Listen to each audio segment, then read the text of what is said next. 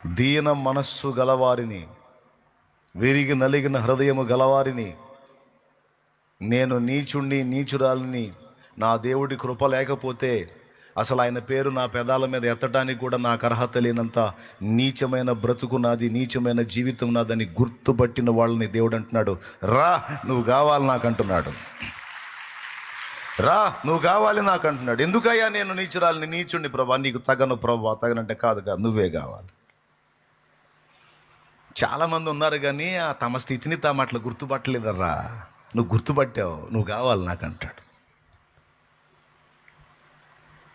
నా దేవుని ఎంపికలు ఎలా ఉంటాయి? లోకమేమో జ్ఞానుల్ని కోరుకుంటుంది, నా ప్రభువేమో పిచ్చోళ్ళని ఏర్పరచుకున్నాడు. లోకమేమో బలవంతుల్ని కోరుకుంటుంది, నా ప్రభువేమో బలహీనులను ఎంచుకున్నాడు. లోకమేమో ఎన్నికైన వారిని, గనులైన వారిని కోరుకుంటుంది, ఘనపరిచిద్ది, అప్పగించిద్ది, సన్మానించిద్ది. కానీ నా ప్రభువేమో నీచులైన వారిని, తృణీకరింపబడిన వారిని, ఎన్నిక లేని వారిని నా ప్రభు ఏర్పరచుకున్నాడు. నేను ఎన్నికైన వాడిని ఎప్పుడూ అనుకోలేదు. ఒకరికంటే ఎక్కువ జ్ఞానం నాకు ఉంది అని ఎప్పుడూ అనుకోలేదు. నేర్చుకోవడానికి ఇప్పుడు సిద్ధంగా ఉన్నాను. నాకు తెలిసిన సంగతులు ఇట్లా కాదు, ఇట్లా అయ్యా కొంచెం ఆలోచించండి అని చెప్పడానికి సిద్ధంగా ఉన్నాను. నేను పాడుకున్న పాటల్లో పరిశుద్ధాత్మ ప్రేరణలో ఎన్నోసార్లు పాడుకున్నాను. ఎన్న తగని నన్ను ఎన్నుకున్నావు అని పాడుకున్నాను.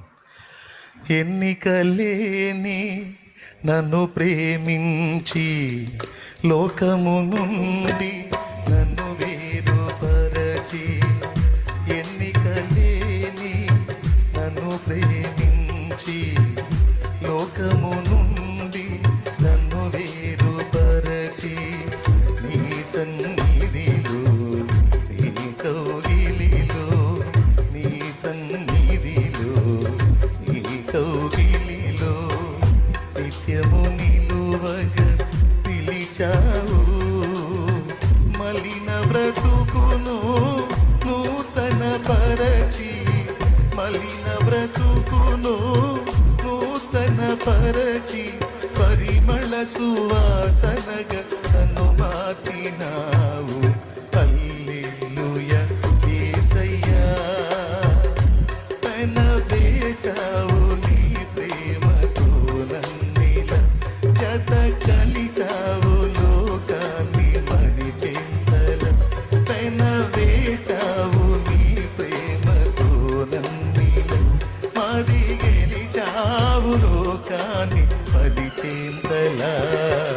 వేణోళ్ళ కొనియాడినా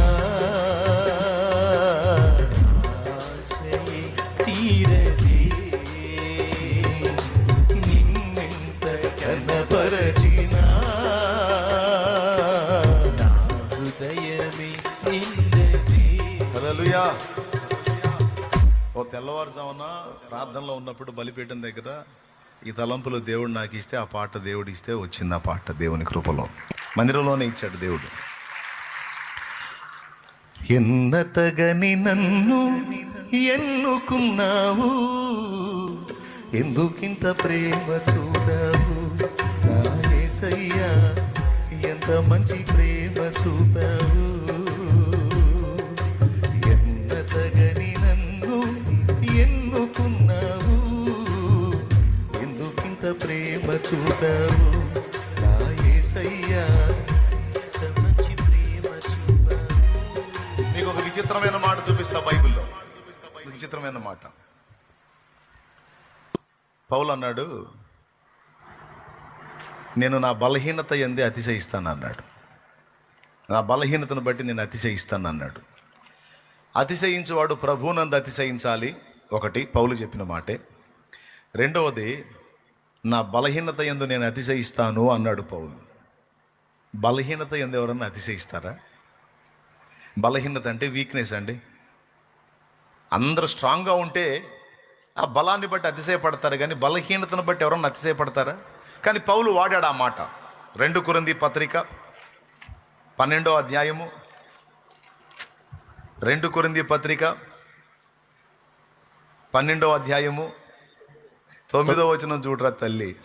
అందుకు నా కృప నీకు చాలును, బలహీనత యందు నా శక్తి పరిపూర్ణమగుచున్నదని ఆయన నాతో చెప్పెను. దేవునికి స్తోత్రం. కాగా క్రీస్తు శక్తి నా మీద నిలిచియుండు నిమిత్తము విశేషముగా నా బలహీనత యందే బహు సంతోషముగా అతిశయపడుతును. దేవునికి స్తోత్రం కలుగును గాక. చూసారా, దేని యందు అతిశయపడుతున్నాడంట? సంతోషంగా నా బలహీనత యందే. నేను కూడా ఎన్నో పాటల్లో ఇది మెన్షన్ చేసుకున్నా. అపరాధిని నన్ను ప్రేమించి ఆసక్తితో నన్ను పిలిచి నాకు అపరాధిని నన్ను ప్రేమించి ఆసక్తితో నన్ను పిలిచి నీ దివ్య రక్తముతో నిలువెల్ల కడిగావు. అగ్ని బిలము కై పరుగెత్తే నా అడుగులనే గమనించి ఆశ్చర్యమైన రీతిలో నన్ను ఆదుకున్నావు. నీ జీవ గ్రంథములోన నా పేరు రాశావు. నీ జీవ గ్రంథములోన నా పేరు రాశావు. నీతి పరుల రాజ్యములోన నాకు స్థలమునిచ్చావు. నీతి పరుల రాజ్యములో నాకు స్థలమునిచ్చావు. నాకు స్థలమునిచ్చావు. ఊహించలేదయ్యా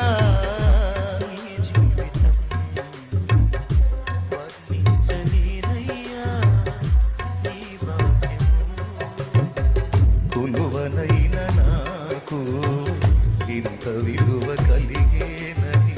తోలిరాలిపోయే బ్రతుకు ఇంత మలుపు.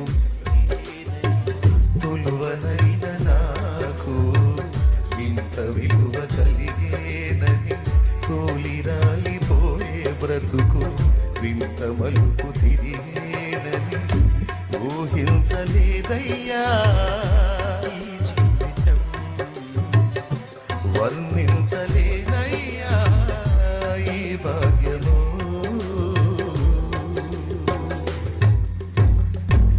ఎన్ని పాటలు ఉన్నాయో దేవుని కృపలో. అదేదో పెద్ద గొప్పతనం లాగా బలహీనతల్ని ఎత్తి పాడుకోవటం. ఎందుకంటే నిజంగా నేను తృణీకరింపబడిన వాడినై ఉండకపోతే, ఎన్నిక లేని వాడినై ఉండకపోతే, బలహీనుడై ఉండకపోతే, పిచ్చోడినై ఉండకపోతే యేసయ్య నన్ను పట్టుకునేవాడు కాదేమో. కాబట్టి ఇప్పుడు నా బలహీనతలని నాకేమైనాయి? అతిశయ కారణమైనాయి.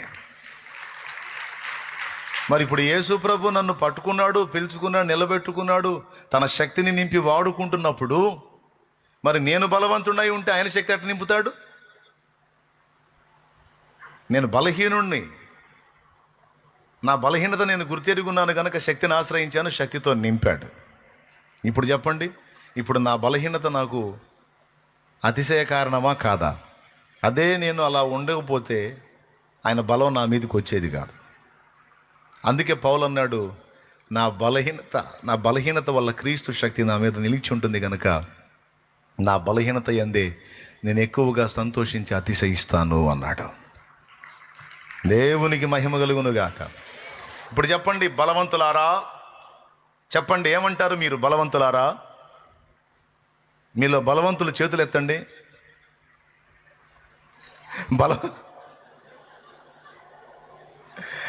అయ్యా నేను బలహీనుడిని, క్రీస్తే నా బలం అన్నోళ్ళు చేతులు ఎత్తండి. అది కదూ కొట్టు, ఇప్పుడు చప్పట్లు కొట్టు. దేవునికి మహిమ కలుగును గాక. ఆయన శక్తి నా మీద నిలబడకపోతే నా అంత సోదోడు, తిక్కలోడు, పిచ్చోడు, బలహీనుడు ఇంకొకడు. యథార్థం. ఆయన కృప నా మీద ధ్వజముగా ఎత్తకపోతే, ఆయన నాకు పరిశుద్ధత కాకపోతే, జ్ఞానం కాకపోతే, నీతి కాకపోతే, విమోచన కాకపోతే, ఆయన నా మీద నిలిచి ఉండకపోతే, నెత్తి మీద రూపాయి పెడితే దమ్మిడికి జల్లను. దేవునికి స్తోత్రం. అందుకే ఆయన కృపగలవాడు కనుక ముందే తెలుసు, ఇడు ఎదవా అని తెలుసు, ఇడు బలహీనుడని తెలుసు, ఇడు దద్దమ్మ అని తెలుసు, ఇడు పనికిమాలని తెలుసు. అందుకే పిచ్చి మారదు వచ్చి కూర్చున్నాడు. దేవునికి మహిమ కలుగును గాక. అందుకే నాకు తోడుగా ఉన్నాడు, నాతో కూర్చున్నాడు. కాబట్టి నేను అతిశయపడను. నా జ్ఞానాన్ని బట్టి, నా అతిశయాన్ని నేను కలిగి ఉండను. నా బలాన్ని బట్టి, నా ఎన్నికను బట్టి నాకు అతిశయం లేదు. నా అతిశయం అంతా క్రీస్తు శక్తి నా మీద నిలిచి ఉండినట్లు నా బలహీనత కారణమైంది కనుక బలహీనత ఎందే నేను అతిశయిస్తాను. ప్రియులారా, ఇది చాలా కీలకమైన మాట. ఇప్పుడు చెప్పండి, నేను పిచ్చిదాన్ని, మా వాళ్ళు కూడా నాకు అదే టైటిల్ ఇచ్చారు, మా ఇంట్లో ఎక్కువ శాతం నన్ను అదే అంటారు, నీ అంత సోది మొహం ఇంకోటి లేదంటారు అన్నోళ్ళు చేతులు ఎత్తండి. నేను నంబర్ 1 పిచ్చిదాన్ని అన్న. అట్ట గల్లిచ్చండి, చేతులు గల్లిచ్చండి. అవునా? అట్లయితే నిన్ను కోరుకుంటున్నాడు యేసయ్య, నిన్నే కోరుకుంటున్నాడు యేసయ్య. మీరు కూడా అన్న, మా ఇంటి మొత్తంలో నాకు ఆ టైటిల్ ఉందన్న, సోదరుడు ఎట్ట బతుకుతారా అని మా అమ్మ మా నాన్న అనేవాళ్ళు ఇప్పుడు అంటున్నారన్న. నా చిన్నప్పటి నుంచి నన్ను అంటున్నారు, ఇంత తిక్కలోడు ఎట్ట బతుకుతారని. మనది తిక్కలేవారమేనన్న వాళ్ళు చేతులు ఎత్తండి.